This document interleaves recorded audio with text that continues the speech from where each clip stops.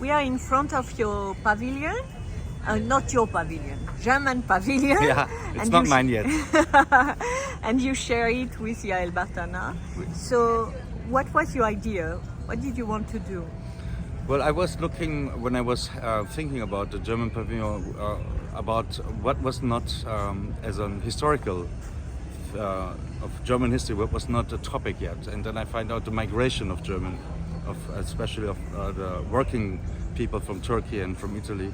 And let's call it the GDR, the East German story, was not that much thematized yet. Mm-hmm. So then I was researching on my own family, because my grandfather came to Germany in 1968 as a guest worker, and he was working... From where? From Turkey, mm-hmm. From Anatolia. This is where the soil comes from. From Anatolia? Yeah.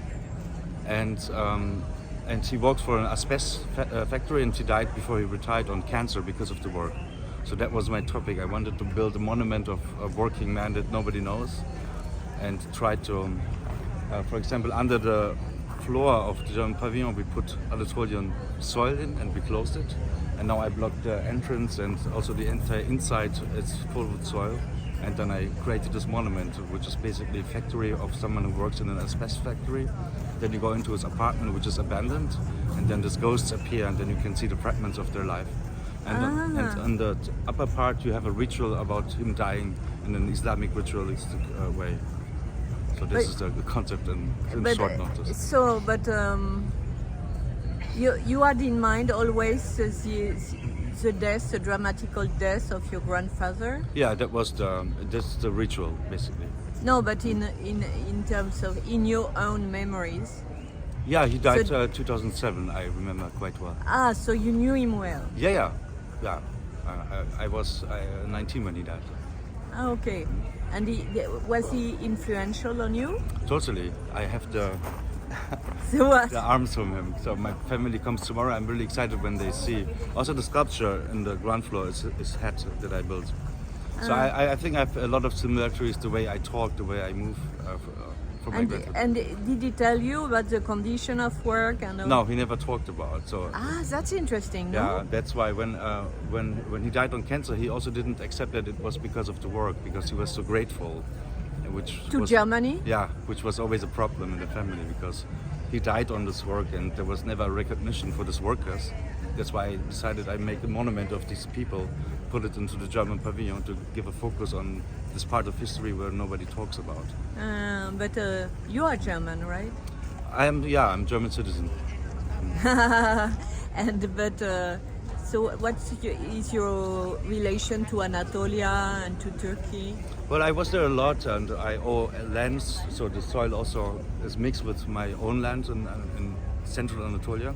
So we have the village where my grandfather comes from. We have a house there, so I go there frequently. Ah, okay. So I have a big relation to Turkey still.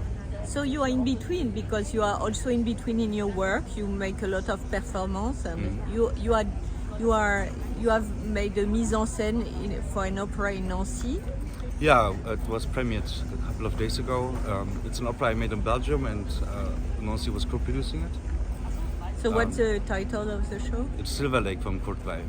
It's an opera he wrote in 1933, and the Nazis immediately forbid it, and then he had to flew to Paris, and then you know the rest of the history.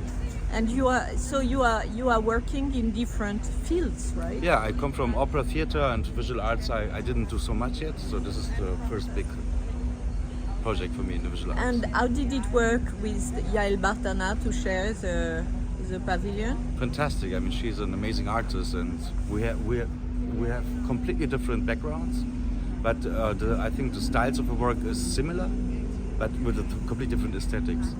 So it was a challenge to put these two monuments inside the German pavilion, but when I look at it now, I'm really happy how it puts into a dialogue. Yeah. So for the visitors, what did you do inside, to be clear? Inside there's a factory on the ground floor.